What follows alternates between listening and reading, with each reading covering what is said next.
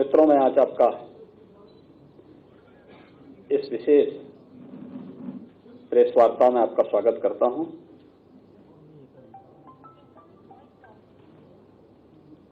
आज की प्रेस वार्ता मुख्य रूप से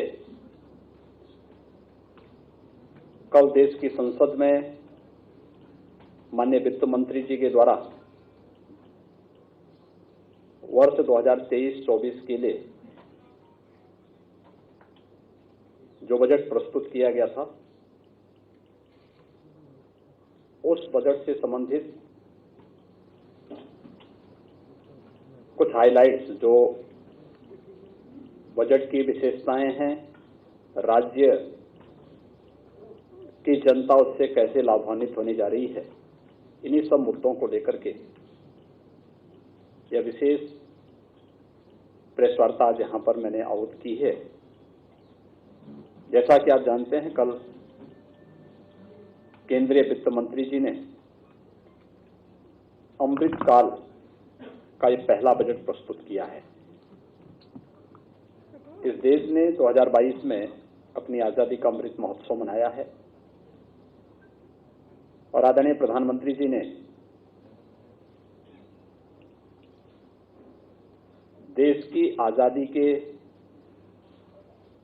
शताब्दी महोत्सव तक इस 25 वर्ष के कालखंड को अमृत काल के रूप में संबोधित करते हुए अमृत काल की और आजादी के शताब्दी महोत्सव के वर्ष में हम कैसा भारत चाहते हैं, उससे पूरे देशवासियों को जोड़ने का आह्वान किया था। और आजादी के अमृत महोत्सव के मुख्य महोत्सव में आदरणीय प्रधानमंत्री जी ने देश को पंच प्रण से जोड़ने की बात की थी। पंच प्रण में एक प्रण विकसित भारत के निर्माण का भी है और अमृत काल का ये पहला बजट उस विकसित भारत की परिकल्पना को साकार करने वाला एक सर्वस्पर्शी समावेशी बजट है, जो समाज के प्रत्येक तबके को, गांव, गरीब, किसान, नौजवान, महिलाएं, वंचित, वनवासी समुदाय और समाज का वो प्रत्येक तबका, उन सबको इसमें अवसर देने का कार्य किया है। और इन सभी अवसरों को यूनियन बजट में सप्तऋषि के रूप में संबोधित किया गया है। यानी इस तरह से भारत ने अपनी पूरी व्यवस्था को मार्गदर्शक के रूप में सप्तऋषियों के रूप में लिया है। वे सप्तऋषि भारत की व्यवस्था के आधार शिल्पी रहे हैं, जिनके मार्गदर्शन में भारत की सनातन परंपराएं पली बढ़ी, आगे वैश्विक मंच पर भारत को विश्व गुरु के रूप में स्थापित किया। ऐसे ही सप्तऋषियों ने भी के ही मार्गदर्शन में सारे कार्य हुए थे और सप्तऋषि के रूप में मार्गदर्शन करने के लिए 7 महत्वपूर्ण मुद्दों को लेकर के, जिसमें इंक्लूसिव डेवलपमेंट यानी एक समावेशी विकास का मॉडल खड़ा करना, रीचिंग द लास्ट माइल यानी अंत्योदय की परिकल्पना, अंतिम पायदान पर खड़े हुए व्यक्ति के लिए भी शासन की योजनाओं का लाभ देना। आपने देखा होगा कि कोरोना कालखंड में पिछले 3 वर्ष से लगातार 80 करोड़ लोगों को प्रधानमंत्री गरीब कल्याण अन्न योजना का लाभ मिल रहा है और प्रधानमंत्री गरीब कल्याण अन्न योजना का लाभ अगले 1 वर्ष के लिए और बढ़ाने का कार्य हुआ है। 2 लाख करोड़ रुपए सालाना इस पे खर्च होता है। यह भी इस योजना का इस बजट का एक महत्वपूर्ण हिस्सा है। इंफ्रास्ट्रक्चर एंड इन्वेस्टमेंट अगर हम 2013-14 की तुलना में भारतीय रेल के बजट को देखें, इसमें 2,40,000 करोड़ रुपए का प्रावधान किया गया है। 2013-14 की तुलना में 9 गुना अधिक है। हाईवेज के बारे में देखेंगे तो एक बड़ा इंफ्रास्ट्रक्चर डेवलपमेंट के लिए 50 नए एयरपोर्ट, हेलीपोर्ट, वाटरवेज आदि के लिए भी प्रावधान किया गया है और इसका सर्वाधिक लाभ उत्तर प्रदेश लेने जा रहा है, क्योंकि उत्तर प्रदेश के पास सबसे बड़ा रेल नेटवर्क, देश का सबसे बड़ा रेल नेटवर्क हमारे पास है। उत्तर प्रदेश के पास सबसे बड़े पैमाने पे नए हाईवेज के प्रस्ताव उत्तर प्रदेश ने भेजे हैं और उत्तर प्रदेश इस दिशा में कार्य कर रहा है। और पिछले 5 वर्ष के अंदर जितने भी हाईवेज, जितना भी इंफ्रास्ट्रक्चर का कार्य उत्तर प्रदेश के अंदर हुआ है, वह उत्तर प्रदेश के नए परसेप्शन को और नए उत्तर प्रदेश के बारे में सबका ध्यान आकर्षित करता है। स्वाभाविक रूप से इस इंफ्रास्ट्रक्चर का लाभ भी उत्तर प्रदेश को सबसे अधिक होने जा रहा है। प्रदेश के अंदर सक्षमता को सामने ढाला, अनलीजिंग द पोटेंशियल, यह इसका चौथा भाग है और इसके बारे में उत्तर प्रदेश की अंदर की, जो हम लोग पहले से कहते आ रहे हैं कि उत्तर प्रदेश अनंत संभावनाओं वाला प्रदेश है। दुनिया के अंदर भारत के बारे में कहा जाता है, पूरी दुनिया आशा भरी निगाहों से भारत की तरफ देख रही है और देश के अंदर, उत्तर प्रदेश के अंदर, उत्तर प्रदेश के लिए संभावनाएं हैं। एक ग्रीन ग्रोथ, यानी कैसे हम हरित विकास की ओर जा सके, कार्बन उत्सर्जन को कम से कम करके हम डेवलपमेंट का एक ऐसा मॉडल दें जो लोगों के सतत और समावेशी विकास के लिए महत्वपूर्ण हो सके। उस प्रकार के मॉडल को, चाहे वो एनर्जी के क्षेत्र में आप देखें, रिन्यूएबल एनर्जी का हो, हाइड्रोजन एनर्जी का हो, या फिर खेती किसानी के क्षेत्र में आप देखेंगे तो विषमुक्त खेती के लिए प्राकृतिक खेती को बढ़ावा देने का कार्यक्रम, या भारत की प्राचीन उस पद्धति को जो आज 2023 का वर्ष मिलेट ईयर के रूप में भी घोषित हुआ है, उस रूप में विकसित करने के लिए उसका भी प्रावधान बजट में किया गया है। यूथ पावर, उत्तर प्रदेश की, देश दुनिया के अंदर अगर सर्वाधिक यूथ भारत के अंदर है तो भारत के अंदर सबसे अधिक यूथ उत्तर प्रदेश के अंदर है। उस युवा के विकास के लिए, उसके कौशल विकास के लिए, उसे आधुनिक तकनीक से जोड़ने के लिए, उसे तकनीकी रूप से सक्षम बनाने के लिए क्या कुछ प्रयास होने हैं इस दिशा में। और वित्तीय समावेशन के क्षेत्र में, फाइनेंशियल सेक्टर में जो कुछ भी अन्य नए प्रयास हुए हैं, उन सभी 5-7 फोकस बिंदुओं को सप्तऋषि के रूप में, मार्गदर्शन के रूप में रख करके यूनियन बजट को कल केंद्रीय वित्त मंत्री जी ने देश की संसद में रखा है। स्वाभाविक रूप से यह यूनियन बजट एक विकसित भारत की उस परिकल्पना को साकार करता है जो आज प्रधानमंत्री मोदी जी के विजन के अनुरूप, जब देश अपनी आजादी का शताब्दी महोत्सव मना रहा होगा, तब हर भारतवासी गौरव के साथ कह सकता है कि मैं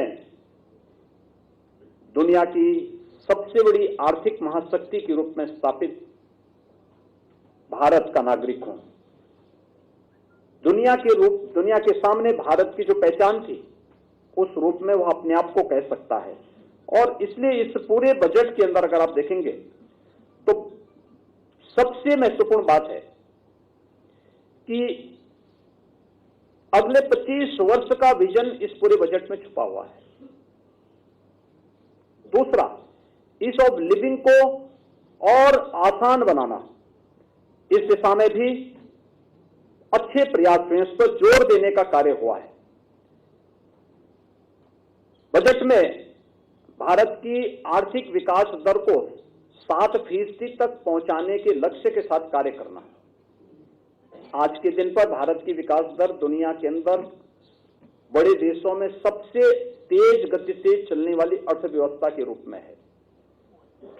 विगत अगर हम लोग 9 वर्षों की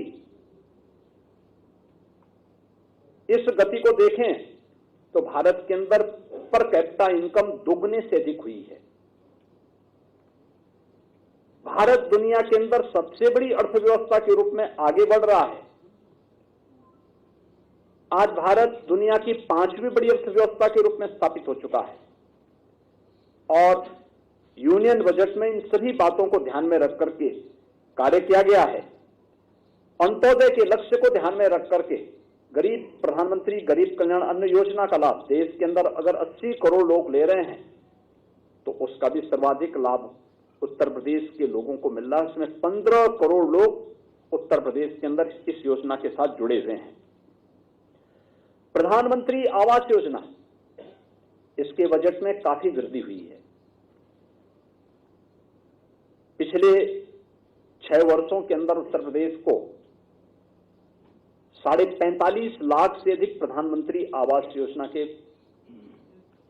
आवास उपलब्ध हुए हैं और अभी हाल ही में उत्तर प्रदेश को प्रधानमंत्री आवास योजना के अंदर 10 लाख नए आवास उपलब्ध हुए हैं और मेरा अनुमान है कि जो शेष 4 लाख लोग अभी तक इस आवास से वंचित थे, यूनियन बजट में उनके लिए भी आवास का प्रावधान हो गया है। उत्तर प्रदेश पूरी तरह से सैचुरेट होगा और प्रधानमंत्री आवास योजना का लाभ उत्तर प्रदेश के उस हर व्यक्ति को जो शेष सूची 2012 में उस सूची के अंदर था, वह हर व्यक्ति उत्तर प्रदेश के अंदर प्रधानमंत्री आवास योजना से पूरी तरह से सैचुरेट हो जाएगा।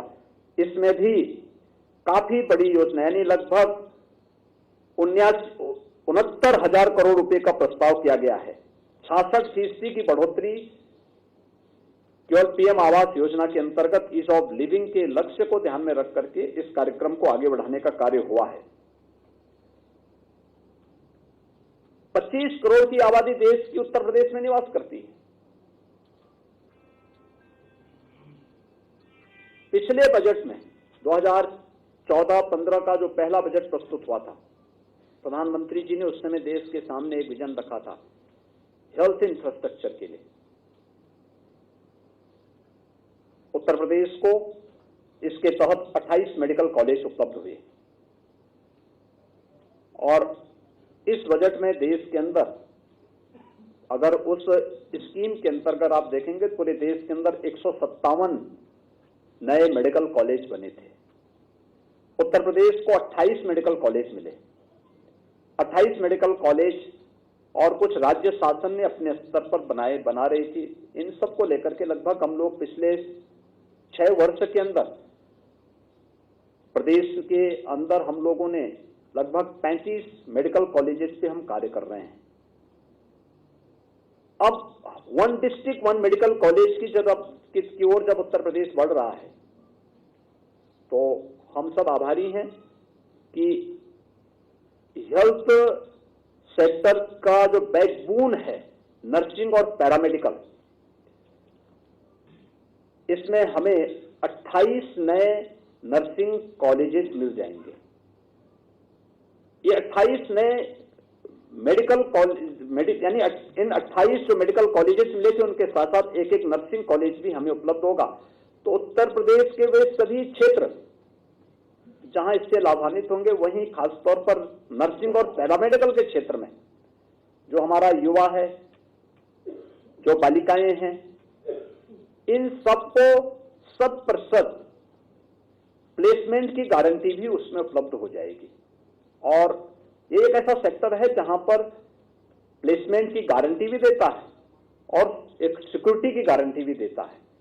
यह सेक्टर में हमें एक उत्तर प्रदेश को 28 नए नर्सिंग कॉलेज इस व्यवस्था के अंतर्गत प्राप्त होने वाले हैं। प्रदेश के अंदर पिछले 6 वर्ष के अंदर जो हम लोगों ने कृषि के क्षेत्र में, डेयरी और मत्स्य के क्षेत्र में जो कार्य किया है, उत्तर प्रदेश खाद्यान्न उत्पादन में आज नंबर 1 पर है। उत्तर प्रदेश गन्ना उत्पादन आज नंबर 1 पर है। इथेनॉल उत्पादन में नंबर 1 पर है। दुग्ध उत्पादन में नंबर 1 पर है। और इन्हीं संभावनाओं को आगे बढ़ाने के लिए ढेर सारे प्रावधान किए गए। खासतौर पर मैं बार बार इस बात को कहता हूं कि हमने प्रदेश की कृषि विकास दर को 5.5% से बढ़ाकर के लगभग 8.5% तक ले जाने में हम सफल हुए। कोरोना कालखंड में एकमात्र सेक्टर ऐसा था जिसकी ग्रोथ रेट डाउन यानी रहने की बजाय वह स्थिर रहा या उसमें थोड़ी बहुत बढ़ोतरी रही और वह कहीं भी धोखा नहीं दी। एग्रीकल्चर के फील्ड में हमारे पास वो संभावना है और मैं मानता हूं उत्तर प्रदेश के अंदर, यद्यपि उत्तर प्रदेश में हमारे अन्नदाता किसानों ने अपनी मेहनत से, अपने पुरुषार्थ से और विगत 8-9 वर्षों के अंदर केंद्र सरकार के द्वारा मिले प्रोत्साहन के कारण बहुत कुछ अच्छा किया, लेकिन इसमें बहुत अच्छा करने की गुंजाइश अभी है, क्योंकि देश की सबसे अच्छी फर्टिलाइजर लैंड हमारे पास है, सबसे अच्छा जल संसाधन हमारे पास है और उस जल संसाधन के बल पर ही पिछले 6 वर्ष के अंदर हम लोगों ने लगभग 23 लाख हेक्टेयर भूमि को अतिरिक्त जल की सिंचाई की सुविधा उपलब्ध करवाई। पहली बार देश के अंदर 12 करोड़ किसानों को और प्रदेश के अंदर 2 करोड़ 60 लाख किसानों को प्रधानमंत्री किसान सम्मान निधि का लाभ भी प्राप्त हुआ। और उन्हीं सब बातों को ध्यान में रख करके अब कृषि ऋण की जो सीमा है, यह फिर से भारत सरकार ने इसमें काफी बढ़ोतरी की है। पूरे देश के अंदर लगभग 20 लाख करोड़ रुपए का एक बेहतर प्रस्ताव कृषि ऋण के लिए किसानों के लिए उपलब्ध करवाने के लिए व्यवस्था दी है। एग्रीकल्चर के फील्ड में, एग्रीकल्चर के क्षेत्र में बहुत सारी अन्य संभावनाओं को भी आगे बढ़ाने के लिए, जिसमें इनोवेशन हो, रिसर्च को बढ़ावा देने के लिए इसमें बहुत सारी नई स्कीम की घोषणा भी इसमें की गई है। डेयरी सेक्टर में उत्तर प्रदेश के अंदर ढेर सारी संभावनाएं हैं, उन सबको भी बढ़ाने का कार्य किया गया है। और मिशन शक्ति का कार्यक्रम खासतौर पर महिलाओं के लिए जो एक मॉडल दिया गया है, महिला सम्मान विकास पत्र जारी करने का जो कार्य किया गया है, इसमें काफी अच्छे प्रस्ताव हैं। वरिष्ठ नागरिकों के लिए सेविंग अकाउंट की राशि भी 4.5 लाख से बढ़ाकर के 9 लाख रुपए करने, प्रदेश के अंदर ग्रामीण क्षेत्र के विकास के लिए, खासतौर पर अगर हम बात करते हैं ग्रामीण क्षेत्र के लिए, देश में नीति आयोग ने 2018-19 में 112 एस्पिरेशनल डिस्ट्रिक्ट घोषित किए थे, जिसमें से 8 यूपी के थे। इसके लिए कुछ पैरामीटर तय किए गए थे। शिक्षा था, स्वास्थ्य था, कृषि और जल संसाधन था, रोजगार और स्किल डेवलपमेंट था, फाइनेंशियल इंक्लूजन था। ये 6 पैरामीटर को लेकर के भारत सरकार ने, नीति आयोग ने जो देश के अंदर पैरामीटर तय किए थे, उत्तर प्रदेश के 8 जनपद, सभी की स्थिति बहुत खराब स्थिति में थी। और मुझे बताते हुए प्रसन्नता है कि पिछले 3 वर्ष के अंदर जो प्रयास प्रारंभ हुए, नीति आयोग ने और अन्य केंद्रीय संस्थाओं ने, मंत्रालयों ने इसमें स्टेट गवर्नमेंट को भरपूर मदद की। और आज मुझे बताते हुए प्रसन्नता है कि देश के अंदर इन सभी जो 112 एस्पिरेशनल डिस्ट्रिक्ट को एक सामान्य डिस्ट्रिक्ट के रूप में आगे बढ़ाने में, वहां विकास की सभी योजनाओं को प्रभावी ढंग से लागू करने के लिए जो सबसे अच्छे कार्य हुए हैं, देश के अंदर टॉप 10 में यूपी के 5 जनपद हैं, टॉप 20 में यूपी के सभी 20 जनपद हैं, जो सभी 8 के 8 जनपद टॉप 20 में आए हैं। और उन्हीं से प्रेरणा लेकर के आदरणीय प्रधानमंत्री जी के मार्गदर्शन में उत्तर प्रदेश सरकार ने उत्तर प्रदेश के अंदर 100 विकास खंड को एस्पिरेशनल विकास खंड, वही पैरामीटर हम लोगों ने चिन्हित किए थे नीति आयोग के मार्गदर्शन में, और उस पर कार्य करना प्रारंभ किया। और हमें प्रसन्नता है कि 500 विकास खंड देश के अंदर एस्पिरेशनल यानी आकांक्षात्मक विकास खंड के रूप में उन्हें आगे बढ़ाने का कार्य होगा। और उत्तर प्रदेश के 100 विकास खंड पे इस पे ऑलरेडी कार्य प्रारंभ भी हो चुका है और इसका लाभ भी उत्तर प्रदेश को मिलेगा। जिस दिन ये 100 विकास खंड सामान्य विकास खंड की तर्ज पर विकास की मुख्य धारा के साथ जुड़ेंगे, उत्तर प्रदेश के ग्रामीण क्षेत्र में आमूलचूल परिवर्तन होता हुआ दिखाई देगा और यह इसकी भी व्यवस्था इसमें की गई है। प्रदेश के अंदर अन्य जो कार्यक्रम प्रारंभ होने हैं, जिसमें शिक्षा के क्षेत्र में खासतौर पर बच्चों के लिए, स्कूली शिक्षा के लिए, किशोरों के लिए नेशनल डिजिटल लाइब्रेरी की व्यवस्था और लाइब्रेरी स्थापित करने के लिए भी तमाम प्रकार के प्रावधान बजट में किए गए हैं। उसका लाभ भी उत्तर प्रदेश को प्राप्त होगा, क्योंकि अगर हम बेसिक एजुकेशन में ही देखेंगे तो शासन के द्वारा संचालित बेसिक शिक्षा के हमारे विद्यालयों में हमारे पास बेसिक शिक्षा में 1,91,00,000 बच्चे हैं। माध्यमिक में इसी प्रकार से काफी बड़ी संख्या 56 लाख से अधिक तो केवल हमारे बोर्ड की परीक्षाओं में बच्चे बैठ रहे हैं, हाई स्कूल और इंटरमीडिएट बोर्ड में। हायर एजुकेशन में भी एक बड़ी संख्या यूपी के अंदर है और हायर एजुकेशन से जुड़े हुए 2 करोड़ बच्चों को वर्तमान में हम लोग तकनीकी दृष्टि से सक्षम बनाने के लिए टैबलेट और स्मार्टफोन का वितरण भी हम उनका कर रहे हैं। तो स्वाभाविक रूप से इसका लाभ नेशनल डिजिटल लाइब्रेरी का लाभ भी उत्तर प्रदेश के बच्चों को काफी बड़े पैमाने पर प्राप्त होगा। प्रदेश के अंदर सीवर सफाई का कार्य ये अब मैनुअली न हो बल्कि 100% मशीनीकृत हो, मशीनों से हो। बड़े पैमाने पर इसमें मौतें होती थी, बहुत बार लापरवाही के कारण बहुत सारे लोगों को अपनी जान गंवानी होती थी। यह एक स्वागत योग्य कदम है और सफाई कर्मियों की सुरक्षा के लिए एक कवच का काम करेगा। 5G सर्विस को डेवलप करने के लिए देश के अंदर 100 लैब्स की स्थापना, यानी हमारे जो इंजीनियरिंग टेक्निकल यूनिवर्सिटीज हैं, इंजीनियरिंग जो कॉलेजेज हैं, अन्य टेक्निकल इंस्टीट्यूशंस हैं, इनमें इस लैब्स को स्थापित करने के साथ साथ ढेर सारी रोजगार की संभावनाओं को भी आगे बढ़ाने में वहां मदद मिलेगी। और साथ साथ आर्टिफिशियल इंटेलिजेंस के 3 सेंटर ऑफ एक्सेलेंस देश के अंदर स्थापित होने हैं।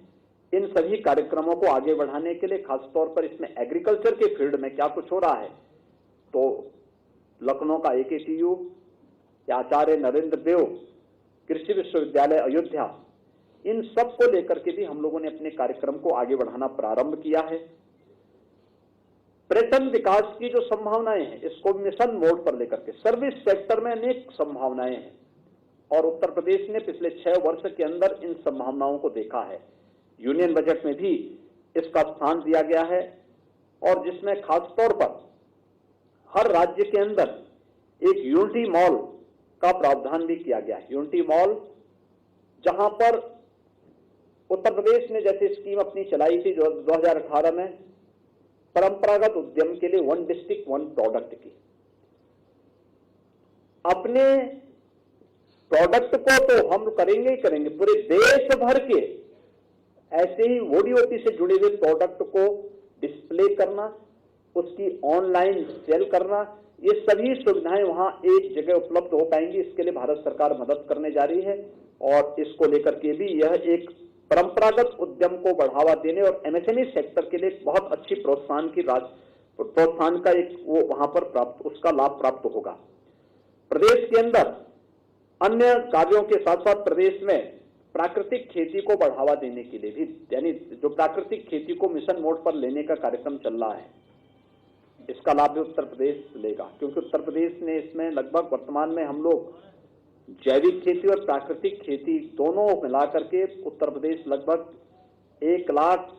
26,000 हेक्टेयर लैंड में वर्तमान में इस खेती को बढ़ावा देने में सफल हुआ है और उत्तर प्रदेश ने गंगा के तटवर्ती सभी 27 विकास खंडों में और बुंदेलखंड के सभी 7 जनपदों को इस से चयनित करके उसके लिए एक इंसेंटिव की भी घोषणा की है। इसमें एग्रीकल्चर के साथ साथ हॉर्टिकल्चर को और वहां पे अन्य कार्यक्रमों को भी आगे बढ़ाने का हमने निर्णय लिया है कि एक विश्व मुक्त खेती को हम बढ़ावा देने का कार्य करेंगे। एमएसएमई सेक्टर को, यह उत्तर प्रदेश के लिए बहुत महत्वपूर्ण योजना है। एमएसएमई आप जानते हैं देश का सबसे बड़ा जो बेस है वो यूपी के पास है। 96 लाख यूनिट सूक्ष्म लघु मध्यम उद्यम उत्तर प्रदेश के अंदर है और इसके लिए जो क्रेडिट गारंटी योजना है, यह प्रदेश की हमारी जो स्थानीय अर्थव्यवस्था है इसको तो मजबूत करेगा ही करेगा। यहाँ पे रोजगार की ढेर सारी संभावनाओं को भी आगे बढ़ाने का एक अवसर हमारे पास होगा। ये सभी चीजें हमारे पास उत्तर प्रदेश के अंदर, इन सभी योजनाओं को उत्तर प्रदेश को जोड़ने का एक अवसर प्राप्त होगा और उत्तर प्रदेश की परंपरागत उद्यम को आगे बढ़ाने या उत्तर प्रदेश के अंदर एक स्कीम जिसको हम आज के दिन पर हम लोगों ने विश्वकर्मा श्रम सम्मान योजना के रूप में कहा था, अपने परंपरागत शिल्पकारों को, कारीगरों को प्रोत्साहित करने की स्कीम स्टेट गवर्नमेंट चला रही थी। मुझे प्रसन्नता है कि अब ये पीएम स्कीम के अंतर्गत, पीएम विश्वकर्मा सम्मान योजना के अंतर्गत ये स्कीम आगे बढ़ेगी। हमने 16 अलग अलग कैटेगरी को इसके अंतर्गत चिन्हित किया था। उनको हम लाते थे, उनकी ट्रेनिंग के कार्यक्रम के साथ जोड़ते थे। ट्रेनिंग के दौरान उनको एक निश्चित मानदेय देते थे। मानदेय देने के बाद फिर उन्हें एक सर्टिफिकेट देते थे और फिर बैंकों से उन्हें लोन उपलब्ध करवाते थे, टूल किट फ्री में उपलब्ध करवाते थे। एक स्कीम स्टेट के अंदर प्रारंभ की थी। अब इसे भारत सरकार का प्रोत्साहन मिलने पर इसमें प्रदेश के अंदर हर गांव में अलग अलग हस्तशिल्पी और कारीगर मौजूद है। इसको प्रोत्साहन को एक नया पंख लगेगा, इसको आगे बढ़ाने में हमें प्राप्त एक मदद मिलेगी। पीएम कौशल विकास 4 भी अब प्रारंभ होने वाला है। एक महत्वपूर्ण योजना होगी, खासतौर पर हमारे कॉलेजेस के बच्चों के लिए जो अभी तक सिंपली बीए किए थे, बीकॉम थे या बीएससी थे, कोई टेक्निकल उनके पास नॉलेज नहीं था, उनको अब आगे बढ़ाने के लिए या फिर हमारे अपने अन्य नौजवानों को आगे बढ़ाने के लिए एक नेशनल अप्रेंटिसशिप की स्कीम, जिस स्कीम को एक हमने अभी घोषणा भी की है यूपी दिवस के अवसर पर, उत्तर प्रदेश के अंदर सीएम अप्रेंटिसशिप की स्कीम, जिसका पहला पार्ट हम लोगों ने बहुत पहले लागू किया था, जिसमें हम लोगों ने जो टेक्निकल हैंड्स थे, टेक्निकल इंस्टीट्यूशंस को इंडस्ट्री के साथ जोड़ना और इंडस्ट्री के साथ जोड़ने के साथ साथ उसको जो मानदेय हम देते थे, आधा मानदेय हम देंगे, आधा इंडस्ट्री देगा, एक निश्चित समय सीमा के अंदर। अब इस स्कीम के अंतर्गत भी एक भारत सरकार ने एक बड़ी योजना पीएम या नेशनल अप्रेंटिसशिप स्कीम के अंतर्गत लेने का कार्य किया है और लाखों नौजवानों को इसके जुड़ने का अवसर प्राप्त होगा। स्वाभाविक रूप से सबसे अधिक यूथ यूपी के अंदर है, यूपी के नौजवानों को इसका लाभ प्राप्त होगा और उत्तर प्रदेश के अंदर इससे काफी बड़े पैमाने पे नौजवानों को आगे बढ़ने का अवसर प्राप्त होगा। हमारा अनुमान है कि इन सभी स्कीम के अंतर्गत देश के अंदर 47 लाख यूथ अगले 3 वर्ष के अंतर्गत इस स्कीम के साथ जुड़ करके इससे लाभान्वित होने का कार्य करेंगे। अगर आप देखेंगे कि पूरे यूनियन बजट के अंदर यूपी का जो शेयर है, यह जो पहले 22-23 में हमें 1,46,000 करोड़ रुपए का प्राप्त हुआ था, इस नए यूनियन बजट में अब ये हमारा यूपी का जो शेयर होगा 1,83,000 करोड़ रुपए का उत्तर प्रदेश को प्राप्त होगा। और उत्तर प्रदेश स्वाभाविक रूप से जिस विकास की गति से आगे बढ़ रहा है, यह उत्तर प्रदेश के विकास को नया पंख लगाने और उत्तर प्रदेश की 25 करोड़ जनता को इन योजनाओं से आगे बढ़ाने में हमें यहां से इससे मदद मिलेगी। मैं आज के इस अवसर पर एक सर्वस्पर्शी, समावेशी और विकसित भारत की नींव डालने वाले बजट के लिए आदरणीय प्रधानमंत्री जी का और केंद्रीय वित्त मंत्री जी का हृदय से अभिनंदन करता हूं और मुझे विश्वास है कि यह नए भारत का और एक विकसित भारत की जो परिकल्पना पंचप्रण में प्रधानमंत्री जी ने आजादी के अमृत महोत्सव के कार्यक्रम में देशवासियों को जो संकल्प के साथ जोड़ा था, उस संकल्प के साथ जुड़ते हुए हर भारतवासी और हर प्रदेशवासी उस विकसित भारत की परिकल्पना को साकार करने के लिए अपने अपने क्षेत्र में काम करना प्रारंभ करेगा, तो इस सचमुच यह बजट उन सभी आशा और आकांक्षाओं को एक नया पंख देने का कार्य भी करेगा।